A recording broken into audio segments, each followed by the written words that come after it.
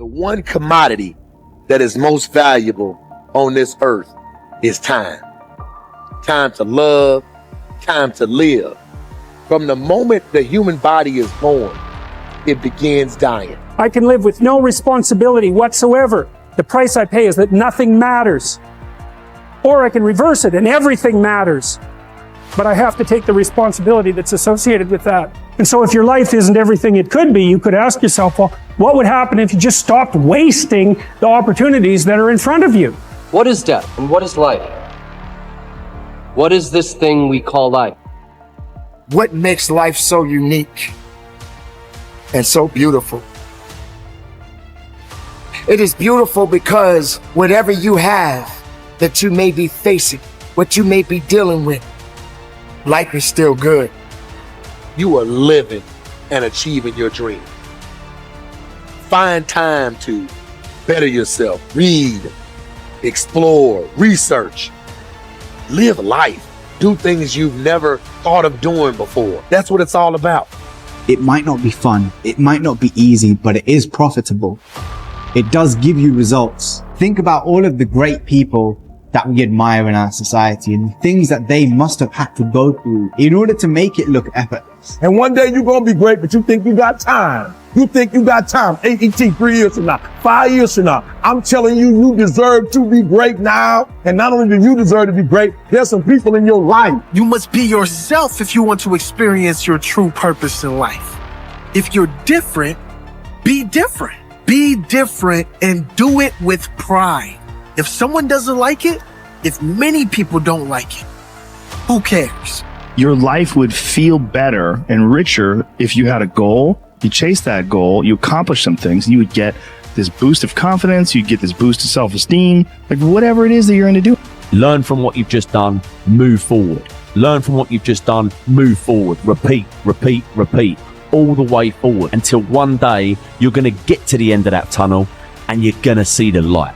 You need to take massive action. And if that doesn't work, try something else. If that doesn't work, try something else. Keep going with massive action and you will find the way because it will give you momentum. The time is now. The time is now to express and for people to believe in themselves. The time is now for it to be okay to be great. Listen to me. If you work for it, if you're willing to put in that sweat, that blood and those tears, baby, I'm telling you, you can have what you want, be what you want, do what you want. Are you hearing me? And start now. Start believing, start dreaming, and create the life and the person that you really want to see. I think it's good to remember that if we just go along with the crowd, we won't wind up with much more than the wish that we can do it all over again, and as far as we know, you can't. If we want to amount to anything as individuals, we need individual goals, individual thinking, individual actions. And we must never conform to the big group. We must love them, we must help them, we must serve them, because our whole success will depend on our ability to do these things. But never lose our own individuality and our identity by permitting ourselves to become submerged in what has historically proved itself to be little more than a suffocating sea of indirection and purposelessness. If we want to emulate someone, fine, but let's be choosy in whose steps we follow. It's the only life we've got. And remember to think.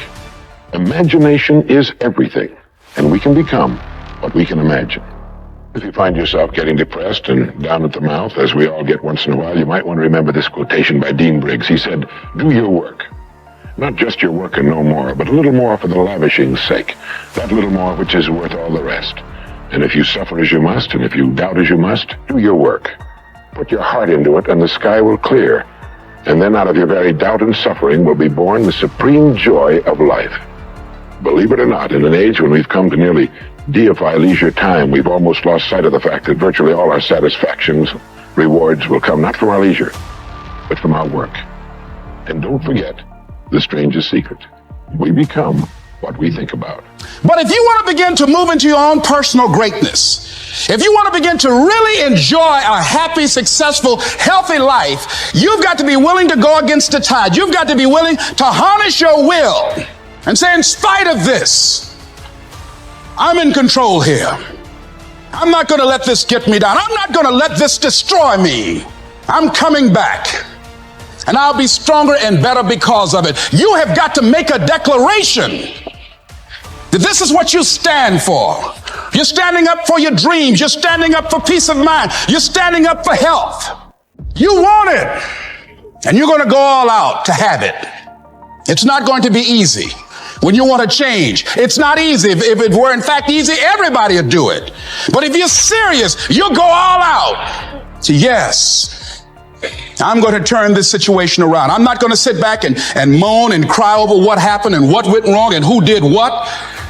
I'm going to do something about this situation. The way to transform yourself is through your work. Now, I know this runs counter to our prevailing cultural prejudices.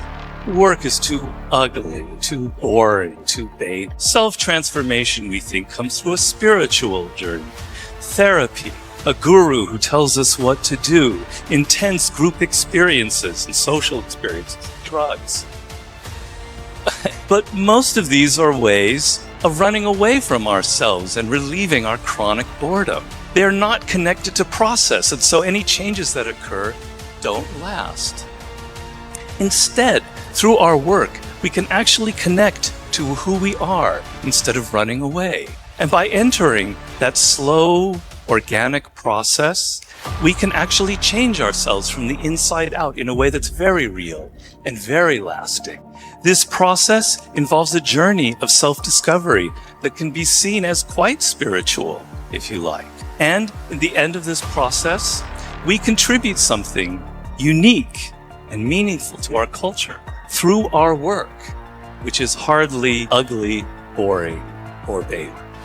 This intense focus on one goal is not easy, but it is all important. Orison Swett Marden wrote, "The giants of the race have been men and women of concentration, who've struck sledgehammer blows in one place until they have accomplished their purpose. The successful men and women of today are those of one over, mastering idea, one unwavering aim, men and women of single and intense purpose." Marden also said that every great man has become great. Every successful man has succeeded in proportion as he has confined his powers to one particular channel. Single-minded concentration in the direction of your dreams will intensify your desires and increase your emotional drive toward your goal. This intensity of concentration will activate the law of attraction and begin to attract people and opportunities into your life to help you to achieve your goal. The more you think about your goal, the more it will come to dominate and direct your life. The more you think about it, the more rapidly you will move toward it, and it will move toward you. Great men and women are those who absolutely believe that they are put on this earth to do something wonderful with their lives. They have a vision of something greater or better than their current circumstances. Personal greatness means having a sense of destiny and a conviction that your thoughts and your imagination are the only real limits to your possibilities. William James said, compared to what we ought to be, we are only half awake. We are making use of only a small part of our physical and mental resources. Stating the thing broadly, the human individual thus lives far within his limits. He possesses powers of various sorts, which he habitually fails to use. The founder of Success magazine, Orison Swett Marden, once said, "There are powers inside of you, which, if you could discover and use, would make of you everything you ever dreamed or imagined you could become." In a 5-year study of leaders reported on in his book, Leaders, Warren Bennis discovered that each of them consciously avoided the comfort zone by continuously setting higher goals. They never allowed themselves to become complacent. They lived their lives fully extended, always striving to be and do more. To develop unshakable self-confidence, you need to see yourself and think of yourself as a leader, and to do what leaders do. You need to stretch yourself toward the outermost boundaries of your potential. You need to set goals that draw out of you the very best that is in you. You need to work toward objectives that cause you to feel a sense of mastery and peak performance.